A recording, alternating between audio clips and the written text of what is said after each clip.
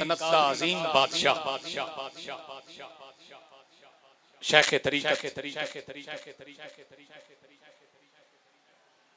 سفیر نسبت میرا فیاضی جن کی سرشت میں ہے اور جن کے خمیر میں ہے لجپالی کرنا خواجہ خواجگان کریم ابن کریم نفیس ابن نفیس رئیس ابن رئیس حضرت خواجہ محمد فیاض النصیر قادری جن کا دامن پر ہے کیونکہ آپ سجادہ نشین ہیں جلال پور کے، تو اپنے دامن سے خیرات تقسیم کرنے، اپنے سوالیوں پہ کرم کرنے، اس آستان پہ مہربانی کرنے حضور تشریف لائے۔ آپ کی لجپالی ہے اور میں تے انجی کہاں گا جڑے دل دیاں آنکھیاں میٹ دے نہیں او یار تو دور نہیں ہو سکتے، جڑے دل دیاں آنکھیاں میٹ دے نہیں او یار تو دور نہیں ہو سکتے، جڑے لو نہیں لیندے خیراں دی او کدی مجبور نہیں ہو سکتے، جڑے خضر انٹر دے فتویاں تو او کدی منصور نہیں ہو سکتے، جنہ شیشیاں دے رب ڈال جاوے او شیشے چور نہیں ہو سکتے۔ حضرت نے کریمی فرمائی جڑے دل دی آنکھیاں میٹ دے نہیں او یار تو دور نہیں ہو سکتے، جڑے لو نہیں لیندے خیراں دی او کدی مجبور نہیں ہو سکتے، جڑے خضر انٹر دے فتویاں تو او کدی منصور نہیں ہو سکتے، جنہ شیشیاں دے رب ڈال جاوے او شیشے چور نہیں ہو سکتے۔ جناب حضرت علامہ ملک محبوب الرسول قادری صاحب ایک جملہ تو اٹی نظر سجدے کیتے پپڑیاں پرنے، سجدے کیتے پپڑیاں پرنے، اتھرو پیتے قبلہ عرفانی شاہ سجدے کیتے آپ کی درگاہ ہی سندر ہے، آپ کا تصور کتنا سندر ہوگا۔ سجدے کیتے پپڑیاں پرنے اتھرو پیتے پپڑیاں پرنے سجنا سٹیا گوڈیاں پرنے اسی اٹھیتے پپڑیاں پرنے سائیاں کٹیاں ارکاں پرنے پینڈے کیتے پپڑیاں پرنے نفل اناندے فرسا ورگے چینا نیتے پپڑیاں پرنے نفل اناندے فرسا ورگے چینا نیتے پپڑیاں پرنے پیرا پرنے میں نہیں ٹرنا دیس نبی تے پپڑیاں پرنے پیرا پرنے میں نہیں ٹرنا دیس نبی تے پپڑیاں پرنے خضر ہمیشہ رکھی وتیا جان تلی تے پپڑیاں خضر ہمیشہ رکھی وتیا جان تلی تے پپڑیاں پرنے خضر ہمیشہ رکھی وتیا جان تلی تے پپڑیاں پرنے مولوی ہرگز نہ شد مولائے روم تا غلام شمس تبریزی نہ شد شارے مثنوی روم قادر الکلام شخصیت نسبت ان کے حصے میں قادری آئی ہے لیکن رنگ ان کا چشتی ہے، ان کی نظر بہشتی ہے اور یہ ماحول بھی بہشتی ہے۔ جڑا سائیاں والا ان دی لگ جانے کناری کشتی ہے۔ سردار کائنات کا وہ عظیم اور پسندیدہ غلام جن کو کائنات سردار احمد عالم کے نام سے جانتی ہے، یعنی جن کو عالم سردار کے نام سے جانتا ہے، اس سردار کی درگاہ سے خیرات ملی، تشریف لاتے ہیں حضور سائیں پیر سردار احمد عالم قادری تاجدار کھریپڑ شریف حضور کی بارگاہ میں انتہائی ادب اور خلوص سے عرض گزار آپ مہربانی فرمائیں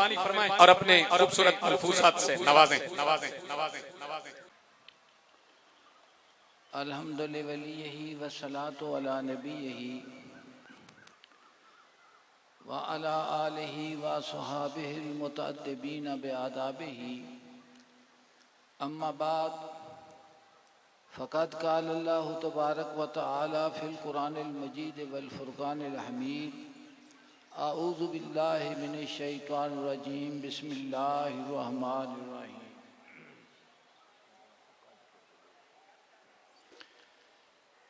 ایک دفعہ الحمد شریف بارگاہ رب العزت دی بارگاہ دے وچ حمد دا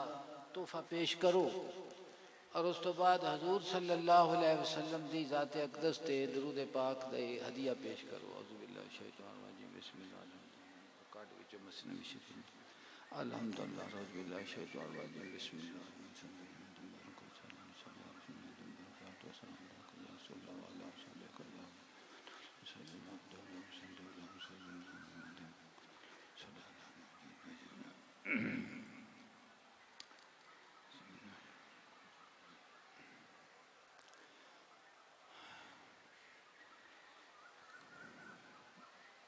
میں قرآن پاک کی ایک آیت کریمہ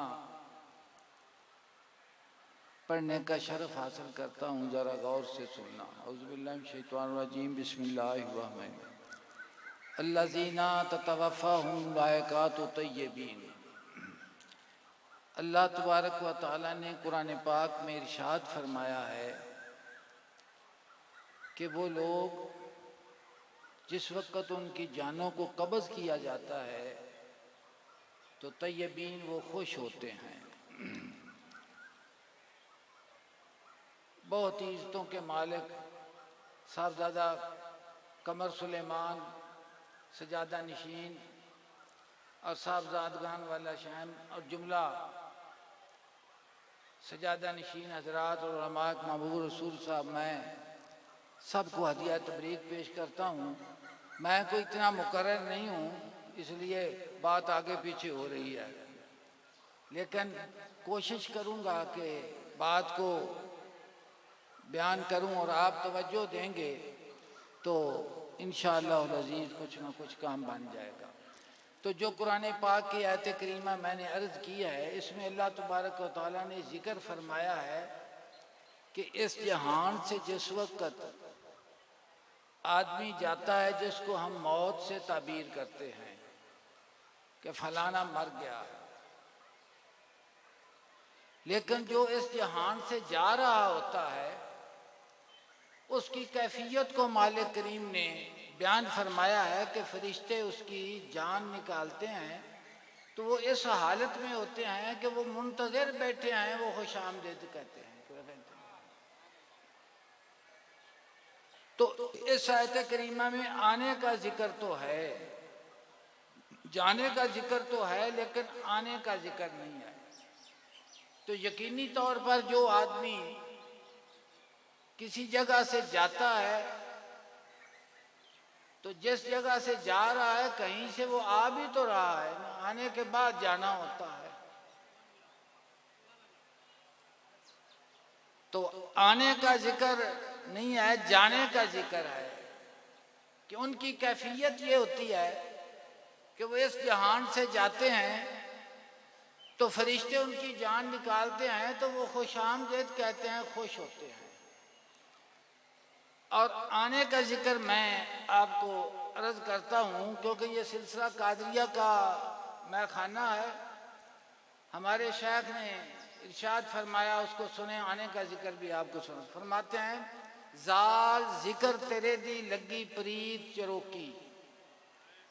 جد الست فرمایا ہوئی مست تدوکی، جاگے شوق پرانے نہیں گل اجوکی، ڈھولا غیر کی جانے گجی رمضانوں کی۔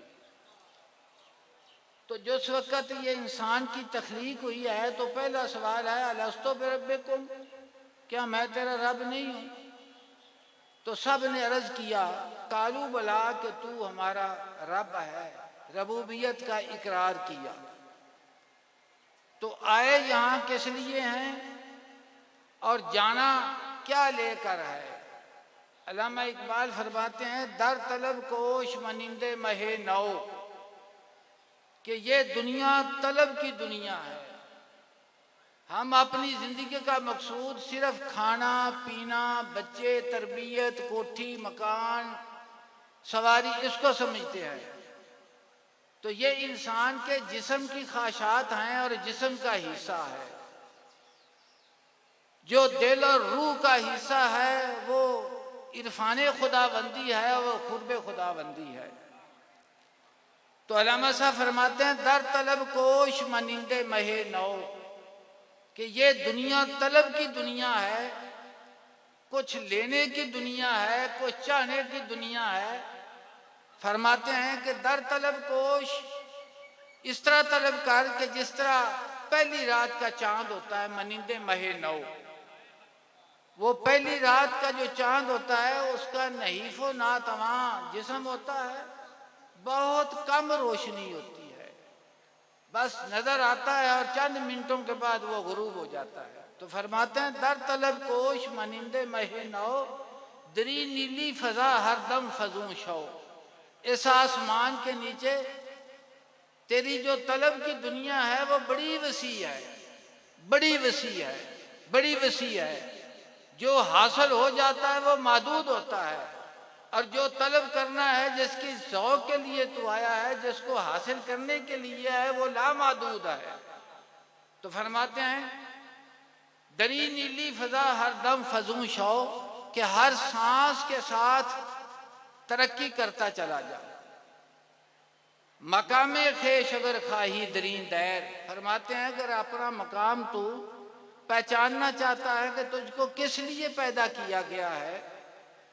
تو اس کے لیے ایک منشور ہے، وہ فرماتے ہیں مقام خیش اگر خواہی درین دیر، اس بت خانے میں، اس کو بت خانہ اس لیے کہا گیا ہے کہ جو انسان کا نفس ہے وہ خواہشات کی طرف رغبت کرتا ہے اور خواہشات کو چاہتا ہے، اور خواہشات کے ملنے سے وہ خوش ہوتا ہے، اور وہ یہ سمجھتا ہے کہ یہی میرا سب مقصود ہے۔ تو دیر بت خانے کو کہتے ہیں۔ تو جنہوں نے اپنی حقیقت کو نہیں پہچانا، آنے کی منزل کا تعین نہیں ہوا، وہ اس دیر میں گرفتار ہیں، بت خانے میں بت پوج رہے ہیں۔ مقام خیش اگر خواہی درین دیر، فرماتے ہیں کہ اس بت خانے میں اگر تو اپنی پہچان کرنا چاہتا ہے، اپنے آپ کو اپنی منزل کی طرف پہنچانا چاہتا ہے، تو اس کا منشور یہ ہے بحق دل بند و راہ مصطفیٰ رہو، اللہ تبارک و تعالیٰ کے ساتھ اپنے دل کو وابستہ کر دے اور حضور صلی اللہ علیہ وسلم کے نالائن پاک اور نقش پاک کر چلتا چلے جاؤ، اور تو اپنی منزل کو پا لے گا۔ تو عارف روم نے عرس کا موقع ہے، بڑی خوبصورت جناب نے اس موضوع کو بیان کیا ہے، آپ سنتے رہیں علماء سے اور سنتے رہیں گے، اللہ پاک توفیق دے۔ جناب فرماتے ہیں در پے خوباش با خوش خو نشین، در پے خوباش با خوش نشین، خو پذیری روگنو گل را ببی۔ فرماتے ہیں کہ خسرت کے در پائے ہو، عادت کے در پائے ہو، جن کے پاس آیا ہے، جس لیے آیا ہے، جس کام کے لیے آیا ہے، ان کی خصلتوں عادات کو اپنا۔ تو فرماتے ہیں در پائے خوباش، خسرت کے در پائے ہو، با خوش خو نشین، فرماتے ہیں مجلس ان کے ساتھ رکھ جو اچھی خصلتوں والے ہیں، جو اچھی خصلتوں والے ہیں، کہ جن کو دیکھنے سے خدا یاد آ جائے، جن کو دیکھنے سے حضور صلی اللہ علیہ وسلم کی اطاعت و فرما برداری جو ہے وہ دل کو اپنی طرف مائل کر لے۔ تو فرماتے ہیں خوب پذیری روگنو گل را ببین، اگر تجھے سمجھ نہ آئے کہ یہ خسرت کی بات کیا ہے، خوش خسرت کون ہوتا ہے، تو فرماتے ہیں کہ تیل ہوتا ہے وہ سرسوں کا تیل ہوتا ہے، اور پھول ہوتا ہے وہ چنبیلی کا ہو یا گلاب کا ہو۔ تو جس وقت وہ سرسوں کے تیل کو نکالتے ہیں تو اس میں وہ پھولوں کی جو بھی آمیزش کرنا چاہتے ہیں اس کو ملا دیتے ہیں، اس کے بعد ہوتا وہ تیل ہی ہے، لیکن سرسوں کا نام مٹ جاتا ہے، یا وہ ہوتا ہے کہ یہ گلاب کا تیل ہے یا چنبیلی کا تیل۔ سبحان اللہ، سبحان اللہ، سبحان اللہ، سبحان اللہ۔ تو فرماتے ہیں کہ اس طرح خصلتوں کو بدل لے، جس طرح جو تیل ہے وہ پھول کے ساتھ مل کر پھول کی عادت اختیار کر جاتا ہے، اور اپنی بدبو اور اپنی جو ہے وہ خوشبو ختم ہو جاتی ہے۔ آگے فرماتے ہیں خاک گور از مرد حق یابد شرف، تا نہد بر گورے او دل رو کف۔ فرماتے ہیں کہ عام ہم بیان کرتے رہتے ہیں کہ انسان کو دفناتے ہیں تو وہ قبر میں دفناتے ہیں، مٹی میں دفناتے ہیں، تو فرماتے ہیں کہ مرد حق کی وجہ سے وہ جو مٹی ہے اس کو ایک شرافت حاصل ہو گئی ہے، اس کو کیا حاصل ہو گئی ہے؟ شرافت حاصل ہو گئی ہے، اور وہ شرافت ایسی ہے تا نہد پر گور او دل رو کف، انسان کا جو اہل دل ہیں ان کا دل چاہتا ہے کہ اس مٹی پر اپنے دل کا منہ رکھ دے، جسم کا منہ نہیں فرما رہے۔ فرماتے ہیں کیونکہ ان کو جو کچھ ملا ہے، جو کچھ انہوں نے حاصل کیا ہے، جس وقت وہ جسم پاک اس خاک کے ساتھ ملتا ہے اور پھر وہ آتے ہیں تو ان کا ذوق کا وہ شکر ہوتا ہے، تو حرف روم کہتے ہیں وہ چاہتے ہیں کہ ہم اپنے دل کا منہ اس خاک پر رکھ دیں، اس خاک پر اپنے دل کا منہ رکھ دیں۔ فرماتے ہیں خاک از ہمسائیگی ہے جسم پاک، ان کے پاک جسم کی وجہ سے، ملنے کی وجہ سے چوں مشرف شد، چوں مشرف آمد ہو اقبال ناک، وہ مٹی با شرف ہو گئی ہے اور با نصیب ہو گئی ہے۔ یہ بیان کر کے تو آپ اس کو مثال کو آگے دے کے بات کو سمجھاتے ہیں۔ جناب فرماتے ہیں کہ جس وقت کوئی انسان مکان خریدتا ہے نا تو وہ پوچھتا ہے کہ اس کا پڑوسی کون ہے، اس کا پڑوسی گوانڈی کون ہے۔ اگر شریف آدمی ہو، صاحب عزت ہو، حیا والا ہو، تو وہ کہتا ہے کہ یہ مکان اگر مہنگا بھی ملے تو میں خرید لوں گا، مہنگا بھی ملے تو میں خرید لوں گا۔ کیوں؟ اس لیے کہ جو پڑوسی ہے وہ بہت اچھا ہے، اور اگر وہ پڑوسی جو ہے وہ بے حیا ہو، بد اخلاق ہو، کینہ پرور ہو، تو وہ کہتا ہے کہ اگر یہ مجھے مفت میں بھی مکان ملے تو میں نہیں لیتا۔ اور پھر وہ یہ مثال دے کے فرماتے ہیں کہ مکان کی خریداری کے لیے بھی تو اتنی کوشش کرتا ہے کہ کہتے ہیں سمت و ہم الجار سمت دار گو گر دلے داری برو دلدار جو۔ جناب فرماتے ہیں کہ مکان کی خریداری کے لیے بھی تو پڑوسی کو چاہتا ہے کہ وہ پڑوسی اچھا ہو تو میں مکان خرید لوں۔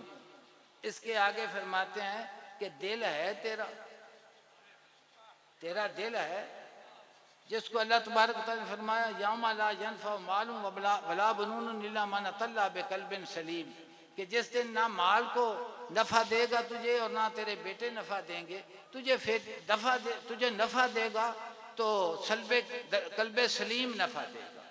درد والا دل تجھے نفع دے گا، درد والا دل نفع دے گا، ماں سوا سے پاک دل نفع دے گا۔ اور وہ دل جو ہے وہ محبوب حقیقی کے لیے ایک آئینے کی طرح ہے، ایک آئینے کی طرح ہے، اور آئینے میں محبوب اپنے آپ کو دیکھتا ہے، جس کو شکل و صورت خوبصورت ہو۔ عارف روم فرماتے ہیں کہ شیشہ اس کا مشغلہ ہوتا ہے، شیشہ اس کا مشغلہ ہوتا ہے، وہ آتے جاتے چلتے پھرتے ادھر ادھر جاتے وہ شیشے کے آپ نوک پل کو سنوارتا رہتا ہے۔ کیوں کہ شیشے میں اس کو اپنا آپ نظر آتا ہے، اپنا آپ۔ نظامی صاحب فرماتے ہیں ہوا جلوہ گر وہی بے نمو ہے، نمود اس کی یہ رنگ و بو، ہوا جلوہ گر وہی بے نمو ہے، نمود اس کی یہ رنگ و بو، تو روح یار کا آئینہ تجھے یاد ہو کہ نہ یاد ہو۔ تو فرماتے ہیں کہ تیری جو تخلیق ہے اللہ تبارک و تعالیٰ نے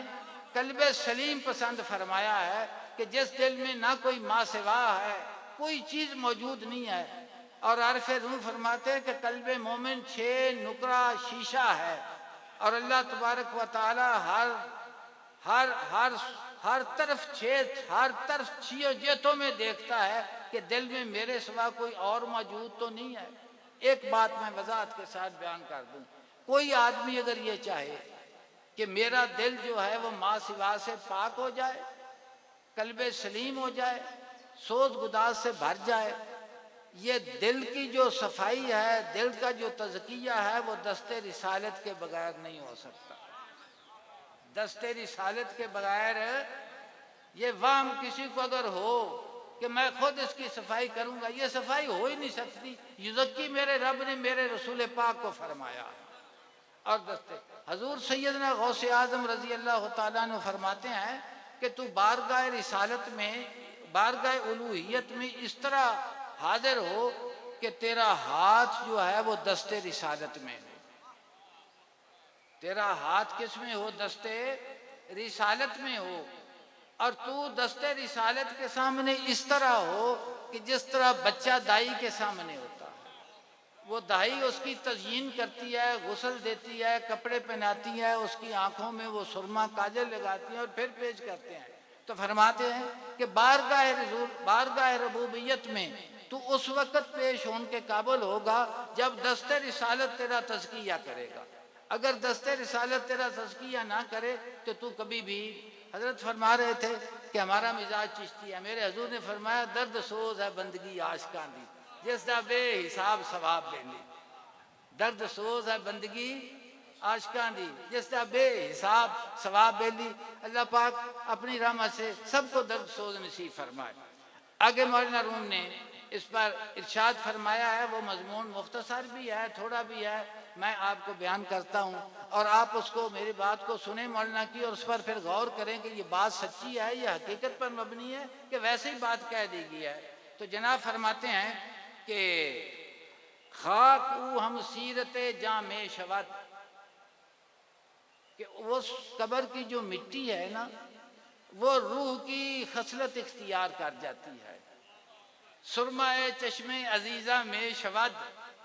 فرماتے ہیں کہ وہ جو عزت والے ہیں وہ اس مٹی کو اپنی آنکھوں میں لگاتے ہیں، ان کے لیے وہ سرما ہوتی ہے، ان کی آنکھوں کا وہ کاجل اور سرما ہوتی ہے، ان سے نظر ان کی بڑھتی جاتی ہے۔ عبیدہ فرماتے ہیں نا، ہاں جناب فرماتے ہیں کہ کول البصر بنائے نہ کو چشم غزنوی، خاک در ایاز میں دنیا راز ہے، خاک در ایاز میں دنیا راز ہے۔ تو عرف روم فرما دیں، اے بسا در گور خفتہ خاک وار، بڑے آدمی جو ہیں ہزاروں نہیں، لاکھوں نہیں، کروڑوں، وہ مٹی کے نیچے وہ سو رہے ہیں۔ مٹی کے نیچے وہ کیا ہیں؟ اولیاء اکرام بھی راحت فرما رہے ہیں خاک کے اندر۔ بے جسد حجاب نفع و ابتشار، فرماتے ہیں نفع اور بشارت حاصل کرنے میں سینکڑوں زندوں سے وہ بہتر ہے، سینکڑوں زندوں سے وہ بہتر ہیں۔ ہم کہتے ہیں کہ مر گئے ہیں، آپ نے دیواروں پر لکھا پڑھا ہے، ایک تو جاہل ہوتے ہیں نا، تو ایک دعویٰ علم کا کرتے ہیں اور ہوتے جاہل ہیں۔ مومن کی زندگی مختلف ہے، مشرک اور کافر کی زندگی مختلف ہے، جس وقت دونوں کا زندہ رہنا مختلف ہے۔ آپ مجھے بتائیں کہ ان کی موت ایک جیسی کیسے ہو سکتی ہے؟ تو مومن کی زندگی علیحدہ ہے، کافر کی زندگی، مشرک کی علیحدہ ہے۔ اسی طرح موت جو ہے، جو وصال ہے، وہ مومن کا اور ہے، اور کافر اور مشرک کا جو ہے وہ اور ہے۔ حضور غوث پاک رضی اللہ تعالیٰ عنہ فرماتے ہیں، جناب فرماتے ہیں کہ مومن کی منزل موت نہیں، مومن کی منزل، دیواروں پر آپ نے لکھا پڑا ہے کہ تیری منزل موت ہے۔ حضور فرماتے ہیں مومن کی منزل زندگی سے زندگی کی طرف ہے، ایک لحظے کا سکتہ ہے اور پھر حیات ہے، اور پھر کیا ہے؟ حیات ہے۔ حافظ شیرازی نے اسی لیے فرمایا نا، جناب فرماتے ہیں حافظ شیرازی فرماتے ہیں اللہ محمد چار یار حاجی خواجہ قطب فرید، اللہ محمد چار یار حاجی خواجہ قطب فرید، اللہ محمد چار یار حاجی خواجہ قطب فرید، اللہ محمد چار یار حاجی خواجہ قطب فرید۔ حضور تشریف لائے، زہ نصیب، ماشاءاللہ۔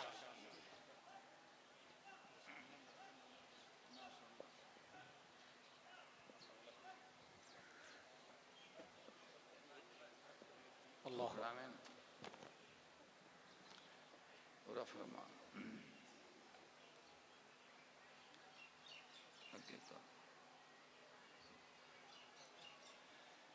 مولانا روم ارشاد فرماتے ہیں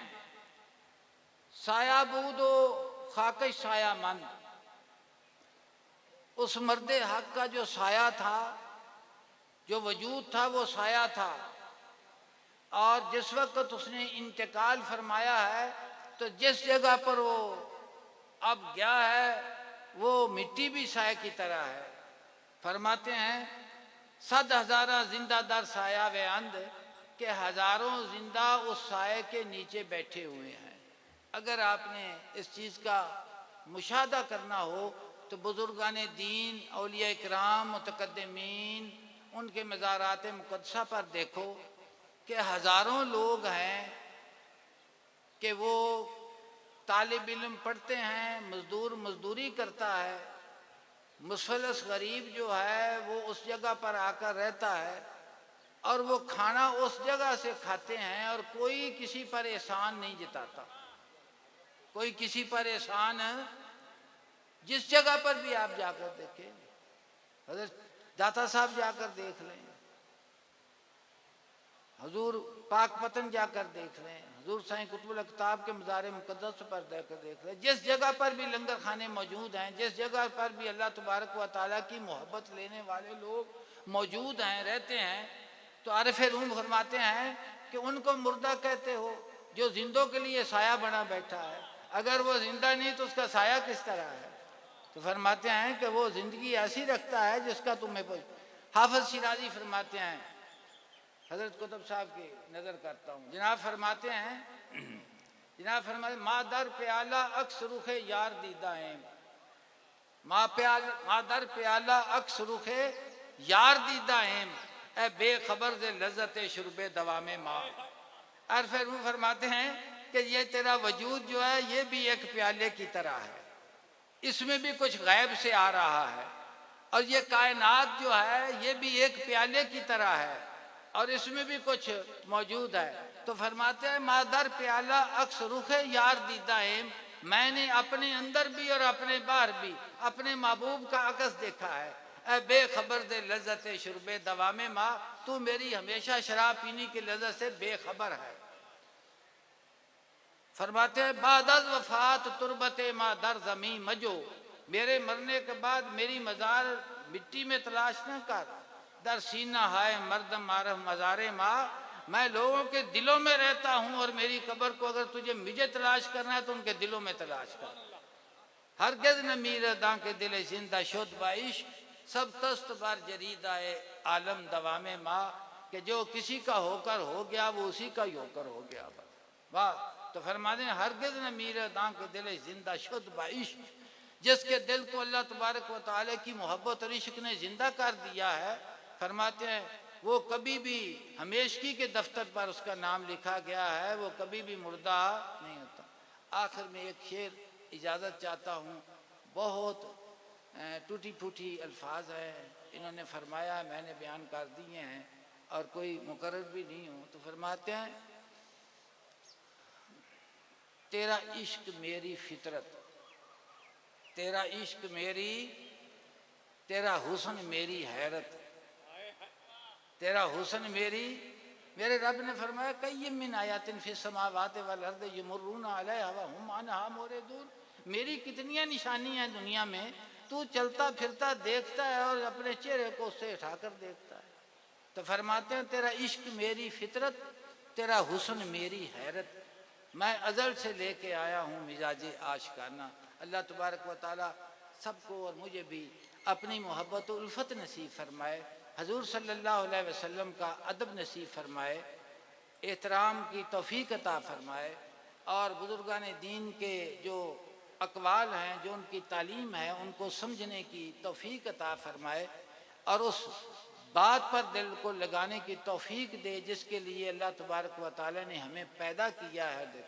ایک شعر ہے جی حضور کے وصال کے متعلق، آپ بار بار فرما رہے تھے، فرما دیں، فرماتے ہیں بچے ناز رفتہ باشد،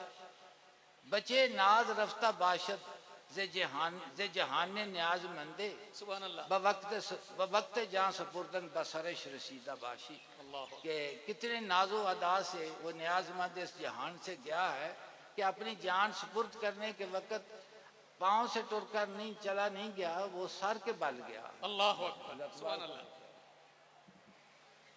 سبحان اللہ